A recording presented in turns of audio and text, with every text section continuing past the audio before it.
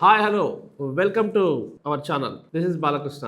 వారిది లేలేత ప్రాయం, తెలిసి తెలియని వయసు, ముక్కు పచ్చలారని పసి కందులు అని చెప్పొచ్చు. అప్పుడే యవ్వనంలోకి ఎంటర్ అవుతున్న టీనేజర్స్ అని కూడా చెప్పొచ్చు. ఏది మంచి ఏది చెడు, వాళ్ళపైన ఏదో సామాజిక ప్రభావం ఉండొచ్చు, లేదా సామాజిక మాధ్యమాల ప్రభావం ఉండొచ్చు, టీవీ సినిమాలు, ఇవాళ వస్తున్నటువంటి ఓటీటీ వాటి ప్రభావం ఉండొచ్చు. ఏదేమైనప్పటికీ వాళ్ళు తమను తాము ప్రేమలో ఉన్నట్టుగా, ఒకరినొకరు ఆకర్షణకు గురయ్యి తమను తాము ప్రేమలో ఉన్నట్టుగా భావించి కలిసి జీవించాలి, ఇక్కడ ఉండలేం, మనం వేరే చోటుకి వెళ్దామని ఒక భావనతోటి వాళ్ళు ఆ ప్రాంతాన్ని వదిలి మరో ప్రాంతానికి చేరాలనే ప్రయత్నం చేశారు. చేరుకున్నారు కూడా. ఇదంతా ఎక్కడో జరగలేదు.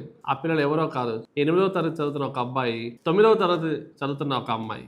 ఆంధ్రప్రదేశ్లోని విజయవాడ వద్ద గల కృష్ణలంకలో ఒక పాఠశాలలో చదువుతున్నటువంటి ఈ ఇద్దరు విద్యార్థులు మొన్న అబ్బాయి బర్త్డే సందర్భంగా అబ్బాయి చాక్లెట్లు పంచి స్కూల్లో వచ్చి బయటకు వచ్చిన తర్వాత ఈ అమ్మాయి అబ్బాయి వాళ్ళ ఇంటికి వెళ్ళి ఇద్దరు కలిసి వాళ్ళ నాన్న దగ్గర ఉన్న ఇంట్లో ఎవరు లేకపోవడంతో వాళ్ళ నాన్న ఎక్కడో దాచి ఉంచినటువంటి కొద్ది డబ్బును తీసుకొని అక్కడి నుంచి హైదరాబాద్కి రావడం జరిగింది. పెద్దలకు దూరంగా ఏకాంతంగా వాళ్ళు బ్రతకాలనే ఉద్దేశంతో వాళ్ళిద్దరూ ప్రేమించుకున్నట్టుగా భావించుకొని ఆ ఆకర్షణలకు లోనయ్యి సామాజిక మాధ్యమాల ప్రభావం వల్ల హైదరాబాద్కు చేరుకున్నారు. అయితే తల్లిదండ్రులు పిల్లలు ఎంతసేపటికి స్కూల్ నుంచి ఇంటికి రాకపోవడంతో కృష్ణలంక పోలీసులను ఆశ్రయించారు. సో పోలీసులు సీసీ కెమెరాల ద్వారా ఈ విషయాన్ని మొత్తం ట్రేస్ చేశారు. అబ్బాయి అమ్మాయి కలిసి యూనిఫామ్స్లో ఉన్నారని, వాళ్ళు బస్ ఎక్కి హైదరాబాద్ చేరుకున్నారు. ఇక్కడ కూడా హైదరాబాద్లో వాళ్ళు ఒక అద్దె ఇంటి కోసం ప్రయత్నం చేస్తే వనస్థలిపురం పరిసర ప్రాంతాల్లో ఒక ఆటో డ్రైవర్ వారిని కనుక్కొని సురక్షితంగా వాళ్ళ తల్లిదండ్రులకు ఫోన్ చేసి సమాచారం ఇవ్వడం జరిగింది.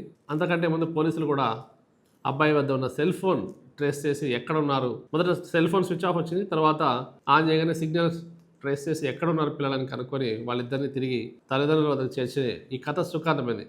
అంటే ఇక్కడ మొత్తం ఎపిసోడ్ చూసి మనం తెలుసుకోవాల్సింది ఏంటంటే 13, 14, 15 ఏజ్లో గతంలో మనం చాలామంది చూస్తుంటాం. మనం టీవీలో కూడా ఇప్పుడు చిన్న పిల్లలు కొన్ని సీరియల్స్లో కానీ లేదా మనం ఒక సినిమాల్లో కానీ చూస్తుంటాం. చిన్నపిల్లలు వెళ్ళి లవ్ లెటర్స్ ఇవ్వటం, వాళ్ళు ఏదో ప్రేమలో ఉన్నట్టుగా ఒకరినొకరు చూసి ఏదో బ్యాక్గ్రౌండ్ సాంగ్ ఒకటి ప్లే చేయటం. సో ఇవన్నీ ఏంటంటే ఈ వయసు నుంచి మనం ఈ పనులు చేయొచ్చు. అసలు ఇది ఎందుకు అవసరం అవుతుంది? చదువుకునే వయసులో అసలు 10th అవ్వలేదు వాళ్ళది, ఇంటర్ అవ్వాలి, చాలా ఉంది.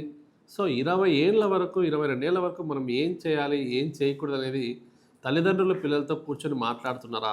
పిల్లలు ఎటువంటి ప్రభావాలకు లోనవుతున్నారు, ఎటువంటి వెబ్ సిరీస్ చూస్తున్నారు, వాళ్ళ మొబైల్స్లో ఇంకా ఏమేమన్నా చూస్తున్నారా? సో వాళ్ళ నడవడిక, వాళ్ళ గమనించే స్థితిలో పేరెంట్స్ ఉన్నారా లేదా? సో పేరెంట్స్ అంత బిజీగా ఉన్నారా? రోజు స్కూల్కి వెళ్ళే పిల్లలు ఎటువంటి కార్యక్రమాలు చేస్తున్నారు? సో ఇది ప్రతి ఒక్క పేరెంట్ కూడా ఒక కన్ను కాదు 2 కళ్ళు వేసి ఉంచాలని చెప్పి నేను చెప్పదలుచుకున్నాను. ఈ సందర్భంగా ఈ సంఘటన చూసిన తర్వాత నాకు ఒక రకమైనటువంటి ఆశ్చర్యానికి లోనయ్యాను. ఇది తెలిసిన సంఘటన, తెలియకుండా కూడా ఏమైనా జరుగుతుండొచ్చు. సో తప్పకుండా ఇవాళ కార్పొరేట్ కల్చర్ వచ్చేసింది, కార్పొరేట్ స్కూల్స్ వచ్చున్నాయి.